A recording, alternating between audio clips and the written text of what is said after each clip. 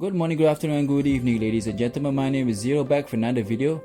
Today, Exos just released a new update, so stay tuned. I'm gonna give you guys the rundown of the updates. Today's gonna be two video part, and one of them is about the new Fate Core FC Barnabas. So do stay tuned. So without further ado, this is the first part of update. Let's go. Alright guys, so here's the updates for another new update. Actually, they actually kind of corrected their English or something somewhere. I thought there was this update was to correct their English, but after reading it, it's kind of like they changed the way the skill works to have some balance in the characters. So let's have a look. Same thing. Update time will be at 19 July. To 19 July is actually tomorrow, to 20th July midnight, 4 hours. That's quite a number of timings. So anyways, schedule may change depending on situation. You cannot play the game while the game is under maintenance, which is kind of sad. Cannot access the game. Details may change depending on situation. Like I said, these are the heroes skill based change. Alright, the heroes skill based change is that capability applied to base coefficient when the hero skill is used. The list of below has changed to efficiently manage the balance of the heroes. Skill change. Vagabond, Swordsman Radley, Vanguard, Fergie, Fantastic Time, Bright, Iris, Origin of Protection, Iris, Origin of Protection, and Elite Soldier of Lenovo or the Vanguard, whatever that has Vanguard. So basically, I'm thinking that it's gonna affect their barrier, their protect, or whatsoever. Before that, it was basic health. Now it's current health. So basically, it's if you proc a barrier or a reflect or whatsoever, it's used to be based on your maximum health. Let's say you have a Radley who he has maybe 5k worth of health. So if you trigger the barrier, the barrier will have 5k worth of health. But right now, if let's say you have bring down Radley and has like maybe out of 5k you managed to bring down 3.8k to 3.8k. So basically, if the barrier is triggered, alright, so that's where it's only taken from the current health. So you have 3.8k worth of health. Good or not good? It's kind of like, yeah, maybe it's good for Radley, especially because Radley has this ability where you have command or you have Garth in the same team.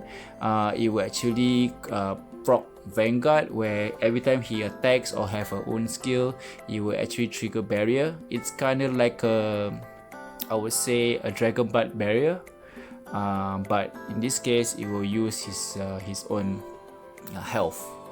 Alright, in the list below, the rough attack base capability of Dragon Emperor Knight's passive has been changed from basic to current.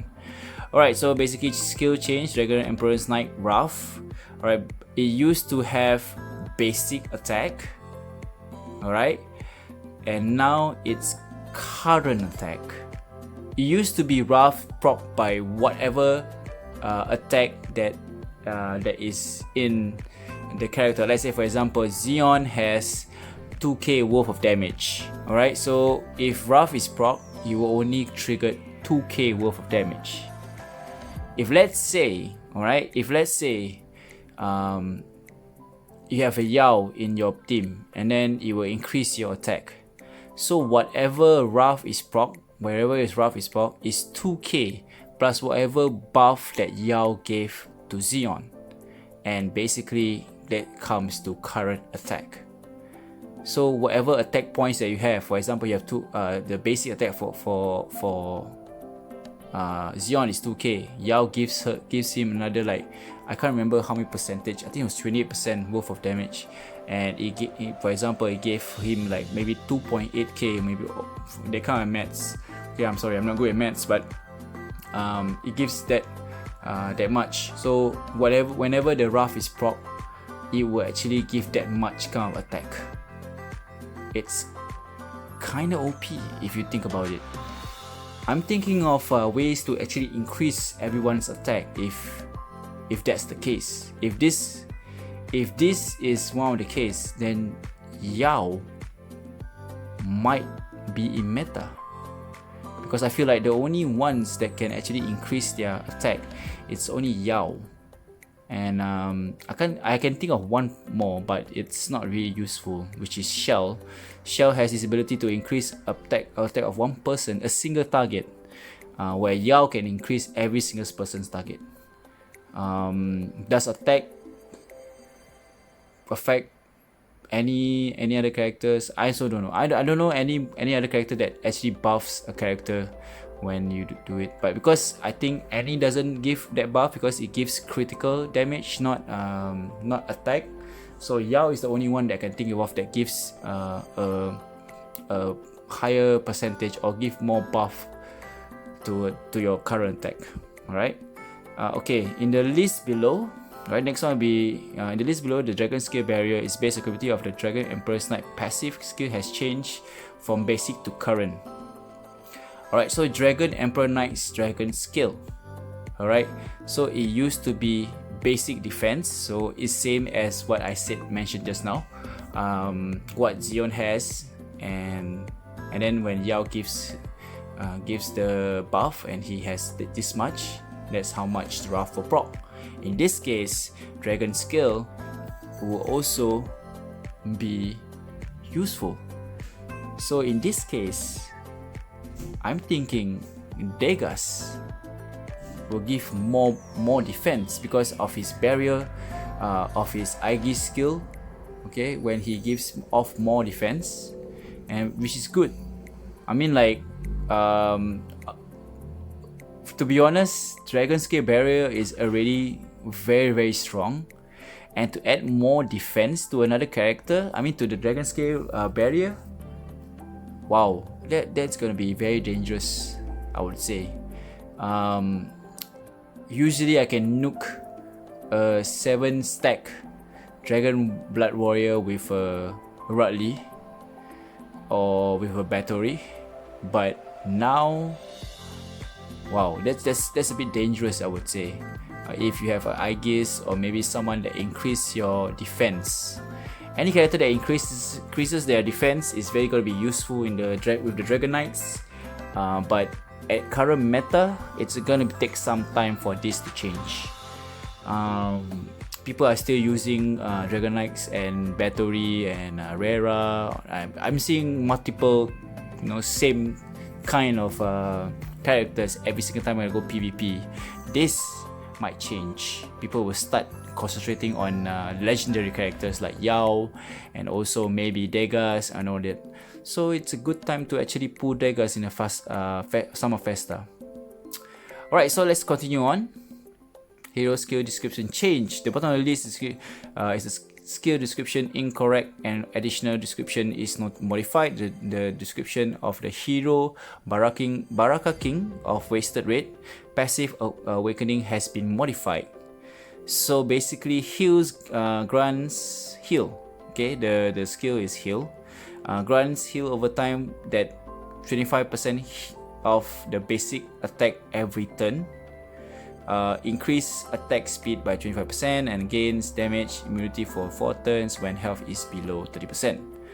Alright, so the next one, which is if it's the updated one, is basically the same thing. Grants heal over time that heals 25% of attack.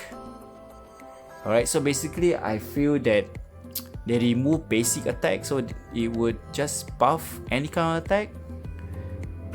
If you get a skill kind of attack, active skill, if let's say you got an active skill attack from Rudley to Baraka, it will still heal 25% of the attack. If you manage to survive, that is. Because I feel that Baraka is a bit too squishy, basically a glass cannon. That'll be useful, I would say. If this is what they mean, then it's gonna be good. Baraka is gonna be a bit more. The survivability is gonna be better, I guess. We'll see because they're gonna update by tonight, so probably I try it tomorrow on PvP. The description on block of 1, 2, and 3.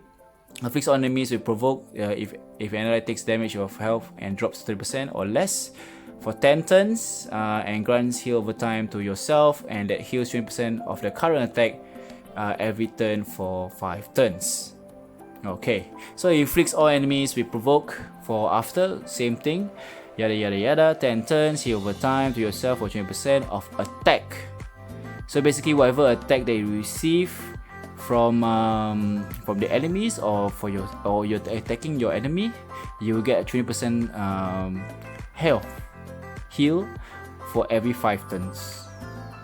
Wow, that's if let's say this meaning of attack is gonna be from me to another person, from let's say from a loom to your enemies, and you get 20% of the heals, then maybe that'll be not so useful. But if let's say it's the other way around, like I provoke you, you attack me, and I get the heals from the current attack, that will be OP. Now tanks have more reasons to actually be in front, because if let's say you manage to survive let's say a Baraka with any combo and a Loom or maybe Degas gets the attack, if that much kind of health were to trigger and then takes 25%, maybe you will get full health back. I don't know, man. I mean, if that's how it works, then it's gonna be awesome. Description for Leon B, Elite Shieldman, Skill Bandit, current maximum health. So basically before it was actually current health, whatever the health they have, and now it's maximum health. So it basically whatever health they have, it will actually grants a barrier of their own maximum health.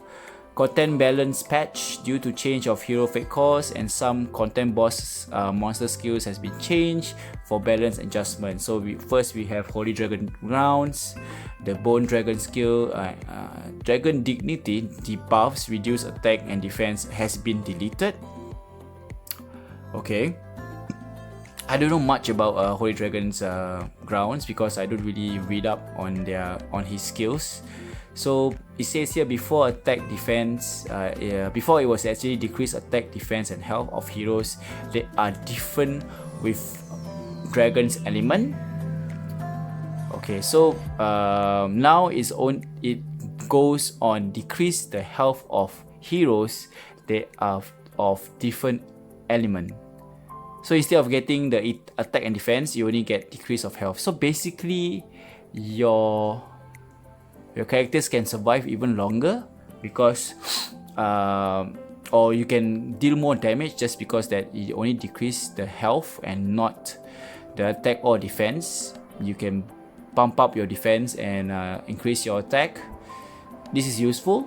I feel that you can last longer in the Holy Dragon Grounds because now you can only get like only 1 turn. Hopefully this works. So health is never an issue for me. It's only the attacks and defense, because when I have my Dragon Barrier up on all my characters, it actually kill on like when I reach his or its second or third health bar. Yeah, so it's pretty useful, I would say, with health, just health. And the last one will be sorry, this is not the last one. So Bone Dragon active skill, Dragon Roar, attack reduction effects and to change and deleted. So it used to be decrease attack of all enemies with powerful roar, damage all enemies with powerful roar. So now it damages instead of decrease attacks. Alright, the next one, phase 2, will be decrease attack of all enemies with a more powerful roar and power with rage and silences them for a certain amount of time by suppressing their mana. Okay, then after will be damage all enemies with more powerful roar and empowered by rage and silences them for a certain amount of time by suppressing their mana. So it doesn't decrease attack, it actually damages now. Phase 3, roar at enemies directly and damage all enemies, decrease attack and silences enemies for a certain amount of time and suppressing their mana. The damages all enemies and direct aim roar. Delete. What is this supposed to mean? Okay, so silence enemies for a long time by suppressing their mana more strongly. Okay, this is very confusing. This part, I get the first two parts, but the phase 3 is a bit confusing. We will know tomorrow. After the update, I guess. So let's move on. Holy Dragon Downs day entry has been changed from 3 times to once per day. The compensation quantity increased by 3 times from the previous. So we are getting once per day, but 3 times the rewards. It was used to be, the previous update was on the patch was supposed to be lesser the rewards, but now it's once per day. So and the rewards are 3 times, so basically you're gonna get a 300. If you get 300 per day, you're gonna get 300 just one round, so which is so useful. Shatter Average, movement skill, element barrier, debuffs, reduce attack defense and be deleted and reflecting on him, blah blah blah.